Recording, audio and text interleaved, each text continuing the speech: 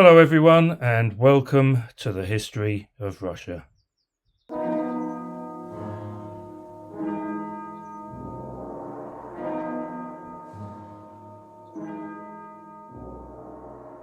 As usual, I'm Damon, and this is episode 80, A Fresh Start.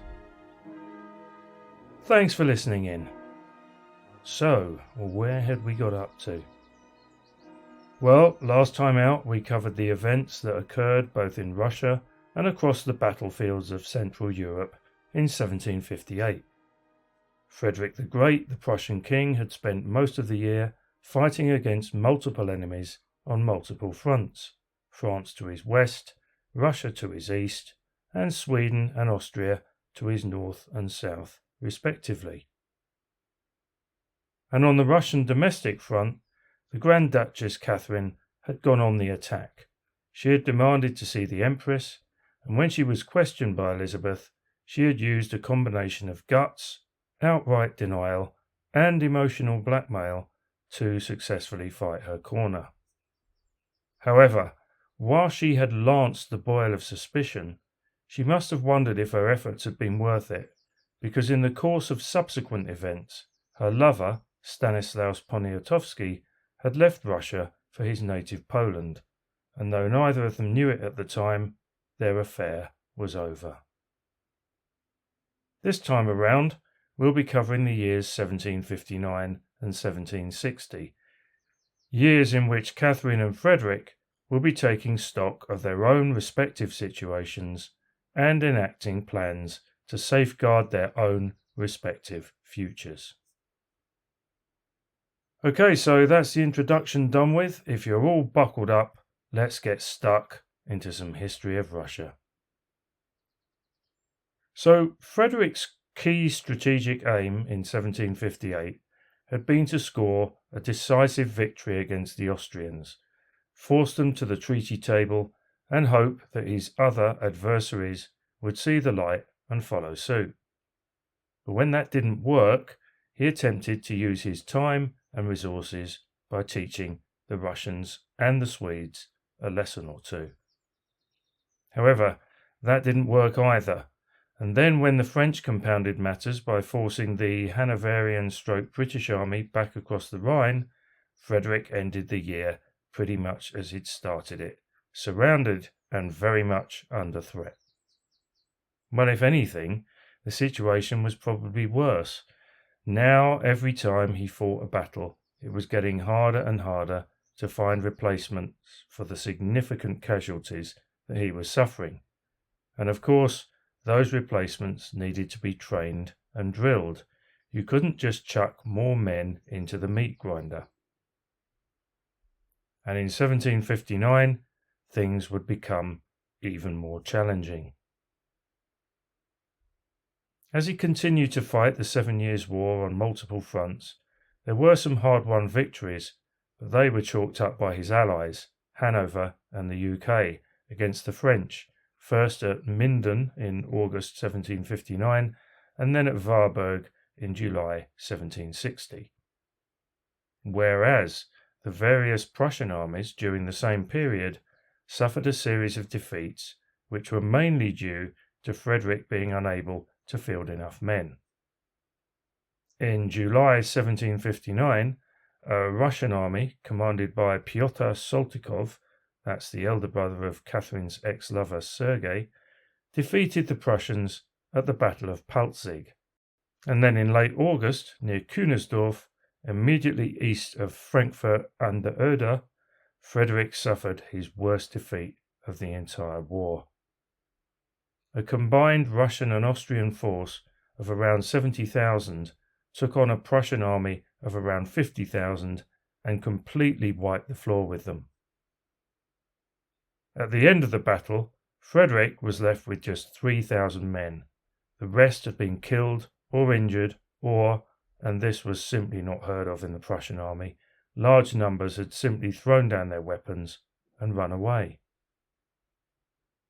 Frederick was in despair, and that evening he wrote an anguished letter to his old tutor back in Berlin, which went something as follows. And what you need to remember here is that Frederick is usually a glass half full man. I've suffered a terrible defeat. I have only 3,000 men left. Most have fled. Berlin must look after itself. This is a terrible mishap which I shall not survive. I have no more reserves. All is lost. And after that, I feel I must apologise to my German listeners for my absolutely disgraceful attempt at a Prussian accent. The Empress Elizabeth, on the other hand, was ecstatic. On hearing the news, she promoted Saltykov to Field Marshal and had a special commemorative medal struck to celebrate what she viewed as a decisive victory. However, she was less than pleased when Saltykov and the Austrian commander Ernst von Lauden, who were mistrustful of each other, dithered and failed to agree on how to press home the advantage. They failed to take the open road to Berlin, and they allowed most of the Prussian soldiers who had run away to struggle back to their respective headquarters in Frankfurt and Berlin, which, all in all, meant that Prussia survived to fight another day. One thing that the Russian army was very good at throughout the 7 Years' War, and indeed would be in subsequent conflicts, was their effective use of artillery. Two things that Russian armies tended to be very bad at were logistics and resupply, and this would prove to be the case after Kunersdorf. One mitigating factor was the vast distances involved, and so to try and get around this, agreement was reached for the Austrians to supply the Russians with provisions and materiel from their own stockpiles. But whilst on paper this seemed like a good idea, in practice it proved to be a logistical nightmare, and throughout the rest of 1759 and most of 1760, the Russian army was left, for most of the time, on the sidelines. But none of this would prove to be any help to Frederick. The year 1760 brought another series of battles fought between the Hanoverian/British army and the French on the one hand, and the Prussians and the Austrians on the other. And whilst the Hanoverians and the Brits were able to keep the French tied down, the results for Prussia were mixed. Defeat against the Austrians at the Battle of Landeshut in July 1760, victory over the same at the Battle of Liegnitz in August of the same year. However, and as I keep on banging on about, the longer the conflict went on, and as the battles became harder, the Prussian armies became smaller. Deep down, Frederick knew that if things carried on in the same vein, the going would get increasingly more difficult, and that he would end up staring down both barrels of a very big gun. This was brought home to him when in October 1760, the Austrians, accompanied by a small detachment of Russians, managed to occupy for a short while, 3 days in fact, the Prussian capital, Berlin. And even though an embarrassed Frederick was able to rally his troops and relieve Berlin, he knew that unless things massively changed, his ability to threaten or occupy either Vienna or Moscow or Paris were all just distant and unrealistic pipe dreams. At some point in late 1760, Frederick came to realise that in the long term he simply couldn't win, and that there were only 3 endgames or outcomes for Prussia regarding the 7 Years' War. So let's look at each of those. Number 1, a quick defeat. Berlin is occupied and Prussia is carved up between its enemies. Number 2, a slow, painstaking stalemate. Realistically, Frederick is still the loser, but the consequences are less damaging, and he manages to survive to fight another day, albeit with some loss of territory, dignity, and reputation. And then number 3, some kind of miraculous divine intervention. Option 1 was simply anathema to the Prussian king, and he was determined to do all he could to avoid it.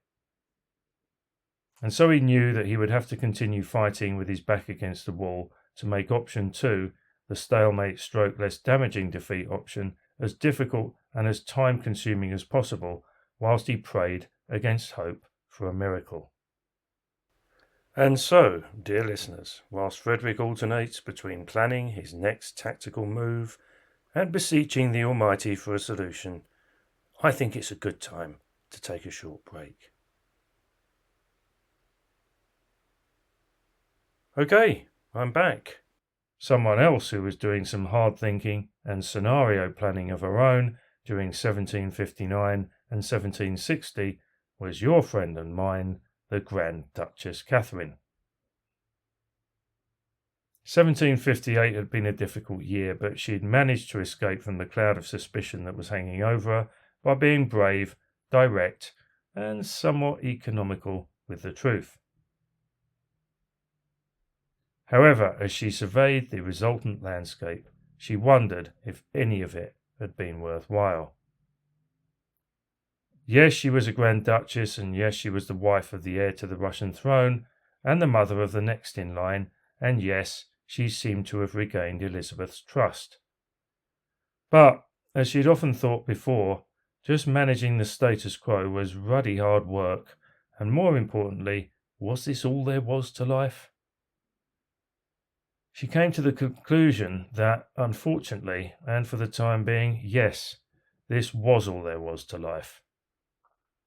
She may have been on the surface in a fairly secure position. Nevertheless, the Russian court was a volatile place, and who knew what could happen next? Elizabeth wasn't getting any younger. She was now 49, and her health had for a number of years been an ongoing, almost daily concern. As things stood, if or when she died, Catherine's husband, Peter, was the next in line, unless, of course, something completely out of left field occurred, because, lest we forget, safely ensconced for the time being in the Schlüsselburg fortress was another candidate for the Russian throne, the now 19-year-old former Tsar Ivan VI. Catherine, though, put thoughts of Ivan to one side, because what was worrying her more was the latest talk regarding her husband and his mistress, Elizabeth Vorontsova. The rumour was that as soon as the Empress Elizabeth died and he took over, Peter was going to get rid of Catherine and marry his mistress. If this happened, then Catherine's position and her security and that of her children would disappear in an instant. And as far as she could see, if the rumours were true, who or what could stop him? The Grand Chancellor, Mikhail Vorontsov, Elizabeth Vorontsova's uncle, was bound to support Peter, as she supposed were the trio of Shuvalovs, Alexander, Ivan, and Pyotr. Unless her lover Stanislaus Poniatowski was able to return at some point in the future, or Bestuzhev was released, and both events were highly unlikely, Catherine had not a single friend or ally to fight her corner. And so she decided to do two things. She would, for the time being, do nothing to rock the boat, but meanwhile, in the background, she would seek to build alliances with whomever she could to safeguard her own future. But with who? Well, in the end, through a combination of luck, events, and sound judgment, she managed to attract 4 fairly substantial people to her corner. And through one of these, she would also gain influence over the people who really mattered when the whiff of change was in the air. For the first of the 4, she didn't have to lift a finger. Ivan Shuvalov came to her. For some time, the youngest, cleverest, and kindest of the Shuvalov trio had been doing some thinking of his own.